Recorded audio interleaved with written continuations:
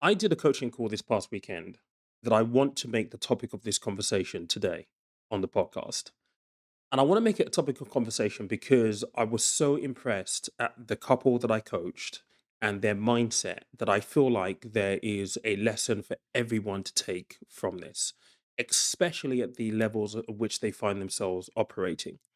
Now, I'm a little reticent because I think for some people, they may feel as though this is not their situation. And therefore, you may inadvertently feel alienated. That's not my intention here. The reason why I want to cover this is because, regardless of whether you're earning a lot of money or not quite at their level, how they saw the world really impressed me. And I want to pass that on to you because I think that there are lessons, things that you can take from them to help you on your journey. And more than anything, I hope that it's going to be inspiring as well. So, this couple found me because they've been watching the YouTube channel for some time. They just moved to the UAE, and lo and behold, they found out, oh, Pete's in the UAE as well. So they reached out on Instagram and booked a coaching session with me. Now, when you book a coaching session with me, I have an onboarding process. They went through the onboarding process. I got a lot of information about their situation, their goals, what they wanted to work towards, the questions that they had, what I had to do to try and help them make sense of their goals and how to navigate it from a financial point of view. That's what coaching is all about. And in the information, it became really apparent that they earned really, really well. Both of them are in professional jobs. Um, just had a baby, so mum is now stay at home. Uh, the man in the relationship, is still working, and income in Dubai, £16,000 a month. Fantastic income, right? Now, mid 30s, young couple, new family.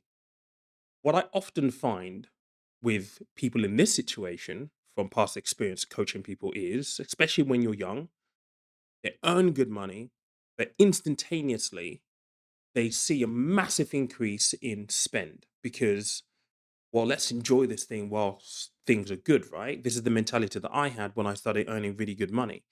And what really impressed me with them was they've not been earning this money for a long time. It's only two, this is their third year of earning at that level. And so far, they have been so sensible with it. They have, out of the £16,000, circa £8,000, just over £8,000 in disposable income. Now, I want to ask you, and just be honest with me here. If you had £8,000 surplus income every single month, what would you be doing with that money? Because when I was earning good money and I had disposable income, I know what I did. I went on party spree, shopping spree.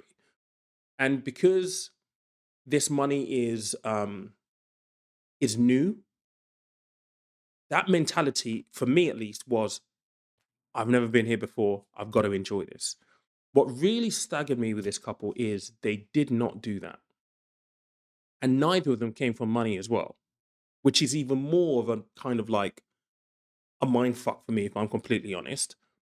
They both, very level headed, kind of said, we've got so much disposable income. What are we going to do?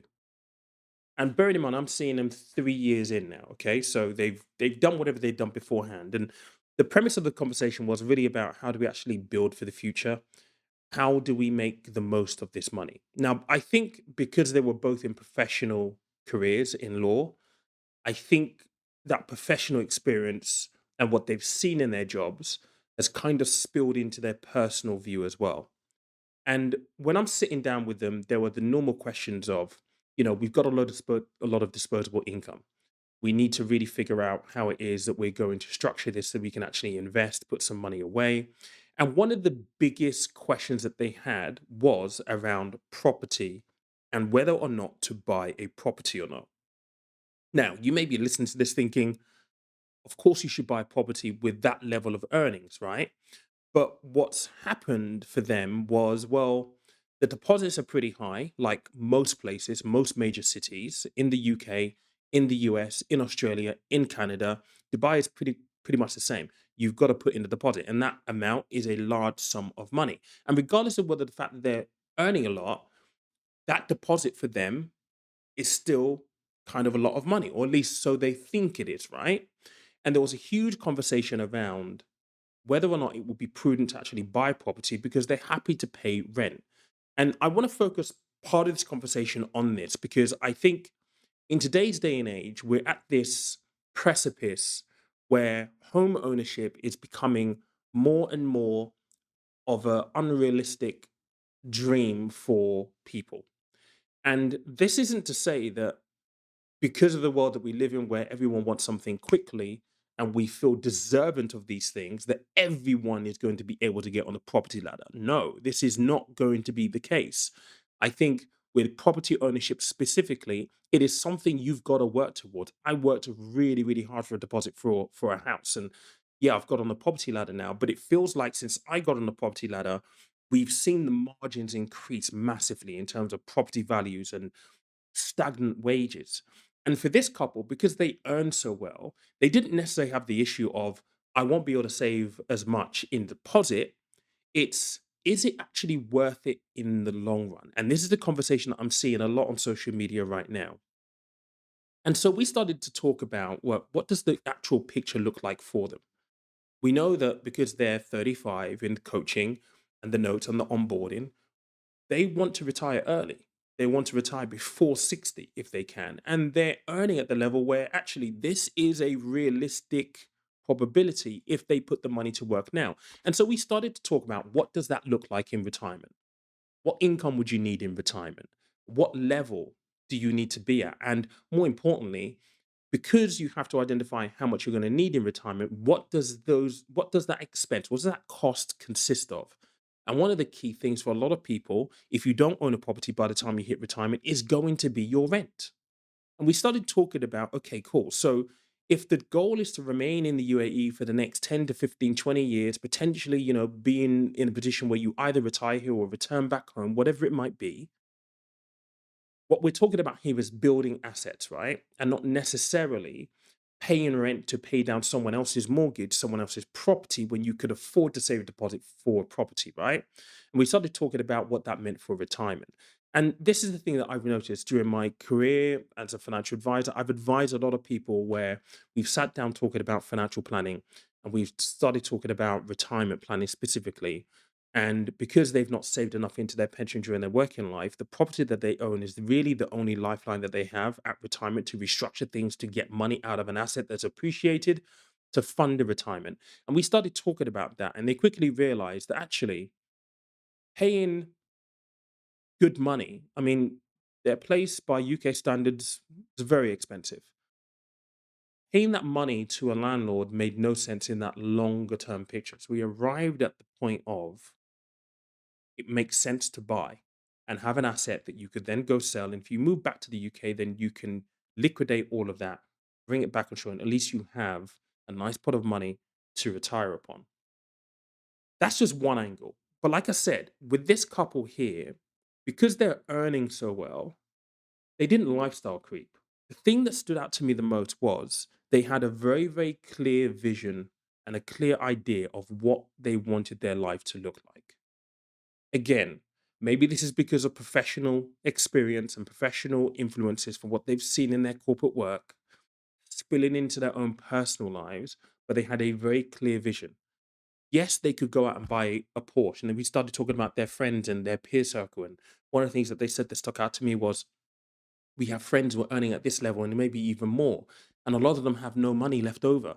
A lot of them don't have any savings because they all have Porsches. They're all driving around in Bentleys and they're all driving around in these things. And they said, we don't want that. We could, but we don't want that. We want the peace of mind of having financial security. And this is the big thing that I really want to convey in this episode of the podcast. There is so much value put on how things look, how we're perceived, the external validation, that oftentimes we do not appreciate the internal peace of mind that financial security and being prudent around your finances delivers you. And it is something that you can't put a price on. Out of their group of friends, they don't drive the best car, but they're in the best financial position possible, despite the fact that some of their friends earn exactly the same and some earn even more. How is that possible? That comes down to makeup, mindset, outlook. And this is the thing that I really want to impart on you in this episode. And if you're not earning 16K a month at the moment or 10K a month at this point in time, if you're earning 3,000, 4,000, even £2,500 a month, I'm going to go back to the same thing that I've been saying for years. And this is true for this couple. It doesn't matter how much you earn. If you don't have the mindset to budget, to prioritize, to structure your finances properly, you're never going to have that when you're earning more money. It doesn't work like that. When you have good income and you get to the point or a place where you were hoping to be, where you were dreaming to be, that was your your north star. When you finally get there and the money comes as a reward, believe me, being able to resist the urge to lifestyle creep and to splurge. And I think a lot of people have to get it out of their system, because if you don't, it's always going to be there, right? But the urge to do that and the ability to resist it, if you haven't been practicing when you've been earning less, it's overwhelming. It's overwhelming. And I think it's also about understanding the privilege that you have when you earn at that level. Now, I say privilege not because you didn't earn it, not because you didn't work hard. I say privilege because, let's be completely honest, when you look at the population of the world, there's not a lot of people. You are in the minute minority of people who can earn 16, 10,000, 12,000, 20,000 dollars or pounds a month. You are in the minority globally. So it is a privilege. But understanding that that privilege affords you the ability to build the life of your dreams, you have to recognize that. And you have to be humble enough to say, okay, I'm privileged here. How do I structure something so that I can make my life easier in the long run? This is the hardest thing to do, because it's so easy in social media age now to think about buying all the designer stuff and think about buying expensive things and showing to the world that you've made it, because yes, it's been a hard journey, but you've got to question whether or not that external validation is worth the internal peace of mind and the internal validation that you have by using that privilege to build your own financial security for you and for the ones that you love. Really, really important. And I think as well, I want to highlight the fact that there is a difficulty in navigating income at that level. And again, this is where people will be like, Pete, how dare you say that? But it's true. There's difficulty navigating money when you're not earning a lot, but there is also a huge difficulty navigating money when you are earning a lot, because the things that you have to do, the things that you have to structure, the way you have to think is different. And look, you could be, you know, ignorant of that if you want to. You could choose not to and just go with the flow. But I can almost guarantee you that you'll look back at it and you'll regret it, because unfortunately, a lot of people just think money coming in at that level is perpetual. Here's a prime example, right? Perpetual, right? It's a prime example. I know many people who have earned decent money across the years who fall ill, income's gone. Then they have to talk about downsizing the house, selling the car, mortgaging the kids. Why? Because they didn't build any financial buffer. And we had this conversation with this, I had this conversation with a couple. Like, you're earning really well now, right now, but a health issue, an accident, an external event that you have no control over could derail this entire thing. And everything we've just spoken about in terms of what your plan looks like, in terms of structuring your finances and where it needs to go and what you need to focus on, all of that gets derailed by an external factor that you have no control over. How many people have income protection, for example, right? How many people have income protection? Certainly at that level of income, £16,000 a month. Wouldn't it be nice that if a external event that you can't control wipes you out, stops you from earning, that you could have 80% of your salary replaced for 5, 10 years, or maybe even up to retirement if you're in the UK right now, because you can get those policies. Wouldn't that be nice? But do we think about it? And for me, saying this was the last thing I said to them. I said, for you, it's a no-brainer. You've got the disposable income. And the great thing that this couple did do, and I don't want to paint the picture like these guys didn't structure their finances where they couldn't enjoy their life. No, they did.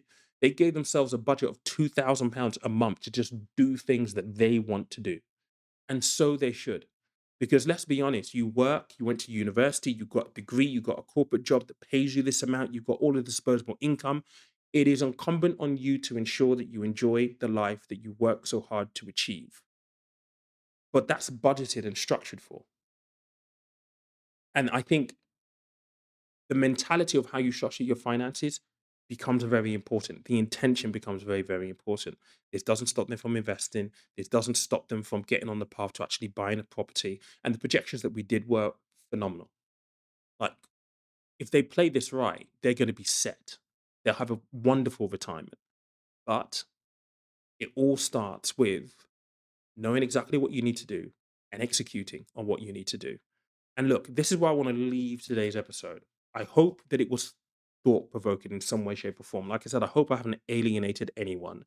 But I had this meeting and I was so pumped coming out of that because, these are the type of people that arguably should go and see a financial advisor, but a financial advisor will not go and see them because they don't have, you know, 500,000 or £100,000. Well, actually, their savings is close to that. But there isn't a lot of trust with financial advisors at this point in time. And so I feel like because of where we are right now with social media, people want to take more charge of their own finances. And that's where I really enjoy what I do on the coaching side because I can bring all of my experience as a financial advisor and kind of help them paint the picture and help them fill the gaps and kind of see what they need to do and how they need to structure. I walked out of that meeting really, really, really pumped, and the feedback they gave me was absolutely phenomenal. And yeah, I want to talk about it here, and I hope that it's inspired you. I hope it's given you food for thought. But I appreciate you for listening to this episode. I will see you next Monday. And by the way, my community is now open. It's called Calm Money Community. I will leave a link for you to go check it out. If you are at that position where you really know that you need to structure your finances, like things are a mess and you need help, you need guidance, and you want to be part of like a program for 12 months to really help you move towards your goals, look at the link in the description of this podcast episode. It's there. Have a look at joining. Trust me, it's very, very worthwhile the money. And yeah, I look forward to working with you.